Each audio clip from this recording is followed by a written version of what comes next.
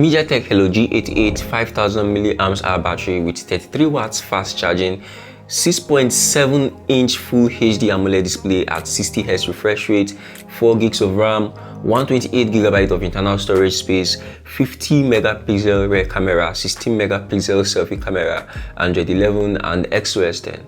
Those are the exact specifications of the Infinix Note 11 from last year, put inside the same design with a new price tag of 111,000 naira and called the Infinix Note 12. The Infinix Note 12 feels more like an Infinix Note 11 Mark II. I feel like Infinix ran out of ideas, or maybe they are trying too hard to make their smartphones cheaper and accessible to everyone. Or maybe they are trying to kill the Note lineup by making it less attractive bit by bit with every release every year. It just feels less inspiring. For instance, they removed the S Pen that we all love. Why would they remove a unique selling point? Something that everyone likes. Now they have resurrected an old phone and baptized it with a new name. Why would they do this? They just released Infinix Note 12 and the Note 11 from last year are practically the same phones in every single aspect, including the chassis. For 111,000 naira, you might be wondering if there are any reasons to upgrade or pick up this new device from Infinix. There is obviously none, at least on the surface.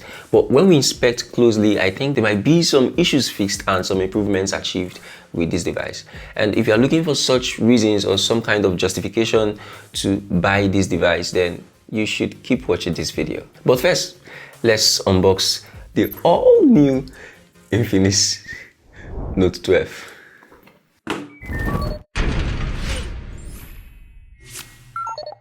What's up guys, it's Victor here again.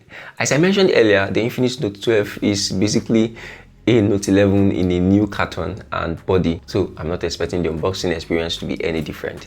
I reviewed the Note 11 last year and I will leave the video in the cards or description section of this video, so you can go and check it out after watching this video. That inside the box of the Infinix Note 11, we get the phone itself wrapped in a sticker with key specs highlighted, and notice how they avoided some specs like the fact that it came with just 60Hz refresh rate. Also on the sticker, Infinix says you can get up to 3GB of extra spiritual RAM, but in real life, only 2 gigs of invisible RAM is obtainable in the phone.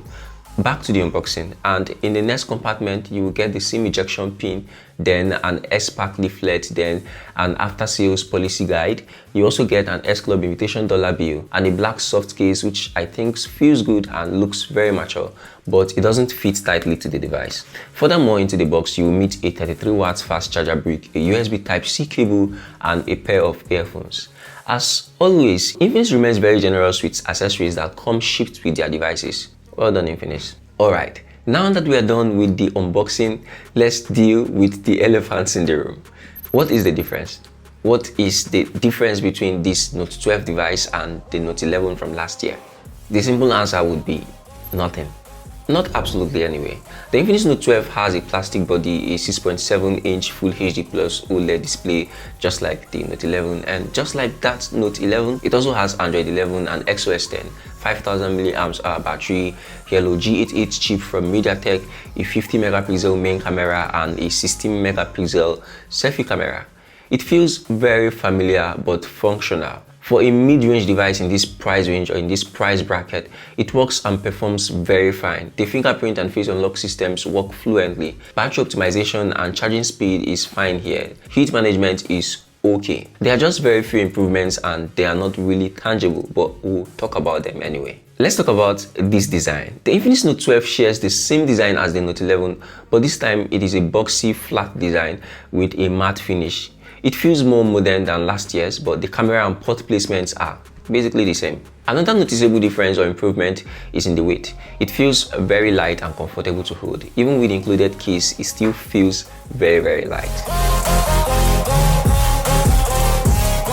While there are no significant upgrades here, there is one upgrade that I found to be somehow significant, and that is the ability to download, install and stream Netflix right from the Google Play Store. In the Note 11, you cannot download Netflix from the Google Play Store. You must sideload it from APK website like APK Pure and the rest. And this is because of the lack of some certification that could have allowed the Infinix Note 11 to stream Netflix. The Infinix Note 11 doesn't have that certification, but this Infinix Note 12 appeared to come with that certification because I could install and download Netflix right from the Google Play Store. And that is a big upgrade in my own opinion.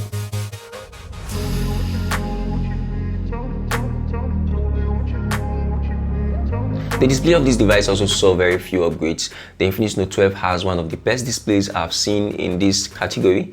The colors look very rich and punchy, and of course you enjoy quality blacks because this is an AMOLED display.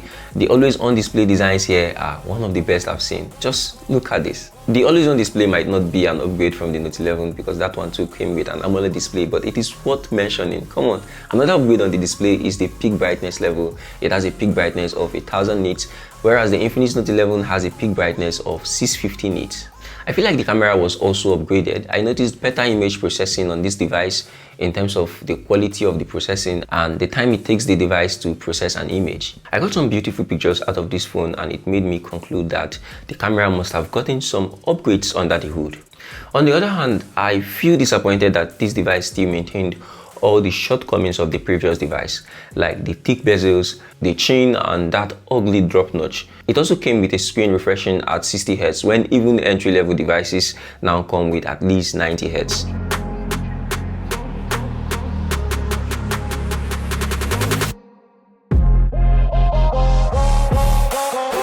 Like I mentioned earlier, the Infinix Note 12 comes with Widevine DRM license that enables you to download and stream Netflix. So most Android devices come with Widevine L3.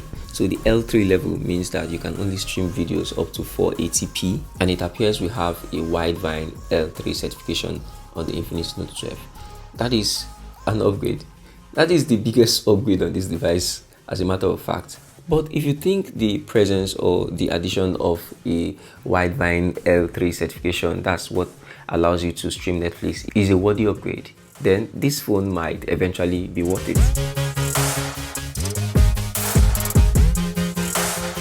While I don't think the upgrades and improvements I mentioned are enough reasons to get this Infinix Note 12 device, I also think it's a good buy for someone who is not upgrading, someone who is not going from the Note 11 to the Note 12. So if you just want a new device that looks and feels light to hold with an awesome display and stellar battery life, because the battery here is quite decent, then get this device. But if you own the Infinix Note 11, then it is not a good idea to upgrade to the Infinix Note 11 Mark II, aka the Note 12. No matter how I think about it, it doesn't just make sense to recommend this device as an upgrade. So guys, that's it for this video. Please subscribe and stay tuned for upcoming awesome videos like this one.